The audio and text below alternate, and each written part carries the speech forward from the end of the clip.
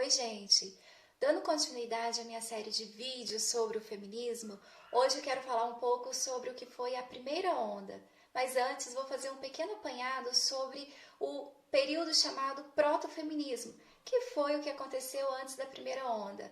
Bem, neste período, que ocorre por volta do século XVIII, no chamado período da razão, nós temos aí uma personagem principal que é a escritora inglesa Mary Wollstonecraft. E é ela quem vai lançar em 1792 a obra inaugural do movimento feminista, chamada Reivindicação dos Direitos da Mulher.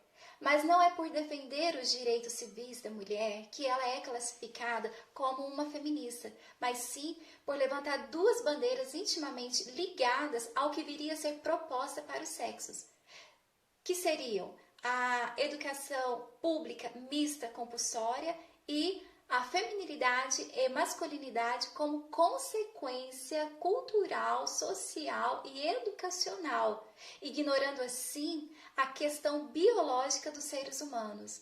Algumas bandeiras levantadas por Mary Wollstonecraft no final do século XVIII voltam com mais força ainda no século XIX e XX, principalmente porque alguns direitos concedidos às mulheres na Revolução Francesa haviam sido revogados com o início do Império Napoleônico.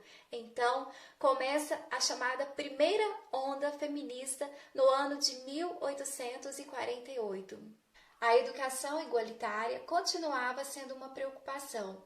Somada a ela, estavam as reivindicações pelo sufrágio universal, que é o direito ao voto. Estavam também as queixas pela inserção feminina em áreas profissionais masculinas.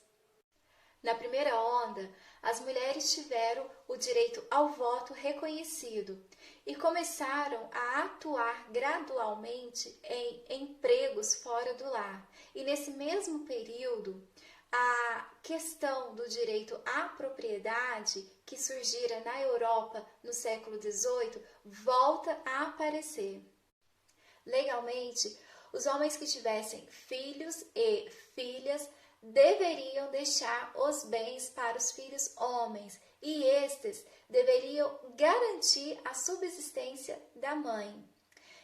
Mesmo que o direito à posse, ou à propriedade fosse prerrogativa masculina e que a mulher não tivesse direto acesso à herança, ela ainda assim era assistida por algum homem da família que tivesse acesso a esses bens. Portanto, os bens eram usados para garantir o sustento do homem, da mulher, filhos e também da mãe. Na Inglaterra, por exemplo, mesmo após as reformas dos anos de 1861, 1881, 1920 e 1964, os homens continuavam obrigados a sustentar as mulheres. As mulheres tinham o direito de ter e gastar todo o dinheiro que a família possuía. Então, nesse cenário, eram elas as grandes consumidoras por excelência. As responsabilidades dos homens eram tantas que, mesmo em caso de divórcio, eram eles quem tinham que pagar os advogados. Em um casamento normal, a questão dos bens da mulher tinha uma flexibilização, pois havia meios legais de garantir que os bens da esposa não passassem para o controle do marido enquanto ela vivesse ou depois da morte dela. Por serem mais fortes que as mulheres, os homens trabalhavam até a morte, enquanto que as mulheres tendiam a fazer cada vez menos esforço produtivo, que é o trabalho fora do lar, e também devido às sucessões de gestações e à criação dos filhos. Foi por esse motivo que a feminista Mary Wollstonecraft escreveu que as mulheres cada vez mais eram vestidas e alimentadas sem precisar fiar ou se esforçar. 2 séculos depois, um levantamento publicado em 1986 mostrou que as esposas empregadas e entrevistadas acreditavam que o homem devesse continuar sustentando e se responsabilizando pela família e pela mulher. A responsabilidade social e legal de sustentar a família e a mulher recaía totalmente sobre o homem. O filósofo inglês Francis Bacon recomendou aos homens que permanecessem solteiros, pois o casamento trazia responsabilidade demais e que era também um impeditivo para se ter uma vida de sucesso. Apesar da relativa condição privilegiada de trabalho das mulheres, as coisas começaram a mudar no interior das famílias e também no mundo dos negócios. As mulheres passaram a ser inseridas então na vida pública. No final do século XIX e início do século XX, foram períodos de brutal modificação, tanto na vida das famílias quanto para as mulheres europeias e americanas. Portanto, diferentemente do que as feministas fazem crer, as mulheres foram inseridas no mercado de trabalho por uma transformação social sem premeditação e não por uma luta organizada de um movimento de mulheres. Muitas mudanças que as feministas atribuem às suas lutas nada mais são do que o curso natural da história. O autor conservador e presidente da King's College em Nova York, Dinesh D'Souza, afirmou que a ideia de que as feministas são responsáveis pela liberdade das mulheres não passa de um conto de fadas. No que diz respeito à entrada das mulheres no mundo do trabalho, a verdade é que elas se introduziram voluntária e paulatinamente, uma a uma por conveniência. Naqueles que eram empregos pesados e perigosos, elas foram introduzidas pela fome, pela necessidade ou pela guerra. O movimento feminista nunca as colocou no mundo do trabalho, apenas fez em cima disso uma propaganda mentirosa. Dizer que as mulheres entraram para o mercado de trabalho graças ao feminismo é ser desonesto. Elas começaram a trabalhar por causa das guerras, por causa das crises e por causa das calamidades sociais. A partir de 1830, levantaram-se vários movimentos reformistas e escravagistas que acenderam a participação e o interesse político de muitas mulheres na Europa e nas Américas. Na segunda metade do século XIX, encontra-se várias referências da relação entre o movimento das mulheres e o movimento escravista. Foi em 1959 que Eliana Flexner afirmou que foi com o movimento abolicionista que o movimento das mulheres aprenderam a organizar reuniões públicas e também a fazerem campanhas de contestação. O interesse das mulheres pela causa abolicionista não era recíproco.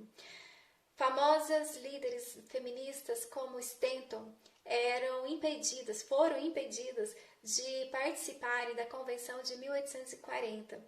Elas acreditavam que as feministas, as líderes do movimento feminista, poderiam prejudicar a aceitação do discurso abolicionista. O evento de maior importância que marca esta fase da primeira onda acontece em 19 e 20 de julho de 1848 em Seneca Falls, em Nova York, Estados Unidos da América. As líderes do movimento de mulheres encontram grande dificuldade para conseguir um lugar para poder fazer a sua reunião em manifestação dos direitos das mulheres. Elas, portanto, conseguem espaço na Capela Wesleyan. E aqui marca, então, a importância do cristianismo quando acreditava-se que essas reuniões se tratavam somente pela luta dos direitos das mulheres.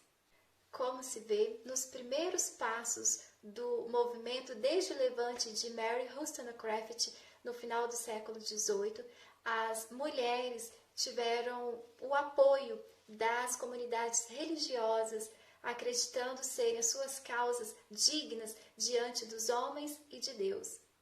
Aquelas mulheres pareciam realmente buscar algo justo diante de Deus e invocava a autoridade de Deus. E se hoje o movimento feminista debocha e critica do cristianismo, certamente não faria se visse somente nele o único terreno possível para fazer as suas queixas, assim como aconteceu no passado. Mesmo nos primeiros passos da primeira onda, as líderes feministas já mostravam, revelavam o seu caráter anticristão, que é a marca inegável do movimento feminista ao lado da revolução sexual. E tudo isso não poderia ter chegado onde chegou sem a Convenção de Seneca Falls. Aparentemente, o protestantismo americano caiu em uma cilada ao abrir as portas da igreja para integrantes de um movimento supostamente inofensivo, mas que defenderia pautas anticristãs. Abro aqui um parênteses para dizer que, lamentavelmente, muitas igrejas continuam abrindo suas portas para movimentos que parecem inofensivos, mas que são totalmente antibíblicos, como é o caso de mulheres desempenhando funções que foram destinadas por Deus aos homens, até mesmo a ordenação oficial de homossexuais, como acontece nos Estados Unidos da América, seguindo assim uma cartilha feminista radical.